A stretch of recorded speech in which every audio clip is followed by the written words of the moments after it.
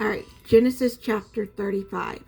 God said to Jacob, "Get up, go to Bethel and settle there. Build an altar there to the God who appeared to you when you find him from your brother Israel." So Jacob said to his family and all who were with him, "Get rid of the foreign gods that are among you.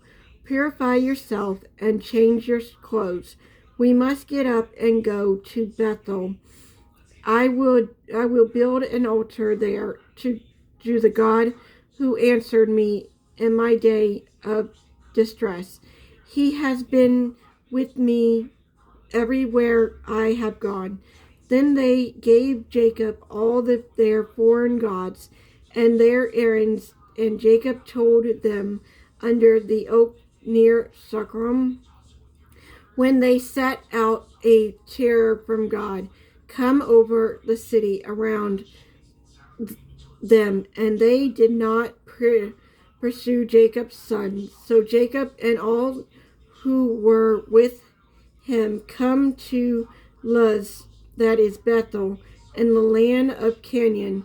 Jacob built the altar there and called in the place God of Bethel, because it was there that God had revealed himself to him when he was fleeing from his brother. Deborah, Rebekah's nurse, died and was buried under the oak south of Bethel. So Jacob named the oak of weeping. God appeared to Jacob again after he returned from the Padan, and he blessed him. God said to him, "Your name is Jacob. You will no longer be named Jacob, but Israel will be your name." So he named him Israel. God also said to him, "I am God Almighty. Be fruitful and multiply. A nation indeed, an assembly of nations will come with you, and kings will descend from you. The land that I give to Abraham and Isaac, I will give to you, and I will give the land to your descendant after you." Then God withdrew from him at the place where he had spoken him.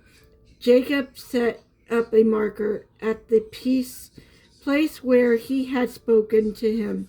A stone marker. He pondered a drink offering on it and anointed with oil. Jacob named the place where God had spoken with Bethel. They set out from Bethel when they were still some descent from Ethel. Rachel began to give birth to and her labor and difficult during her difficult labor, and midwife said to her, "Don't be afraid, for this is another sorry for you." With her last teeth, for she was dying, she named him Bion, but his father called him Benjamin. So Rachel died and was buried on the way to Ephem, that is Bethlehem. Jacob set up a marker on her grave. It is the marker of Rachel's grave to this day. Israel set out again and pitched his tent beyond the tower of Edel. While Israel was living in the region, Reberon went into slept with his father, and contribute God and Israel heard about it. Jacob had 12 sons. Leah's sons were Reuben, Jacob's firstborn, Shimon, Levi, Judah, Leprach. Rachel's were Joseph and Benjamin.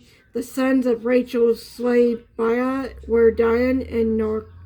The sons of Leah's slave Zebul were Gad and Asher.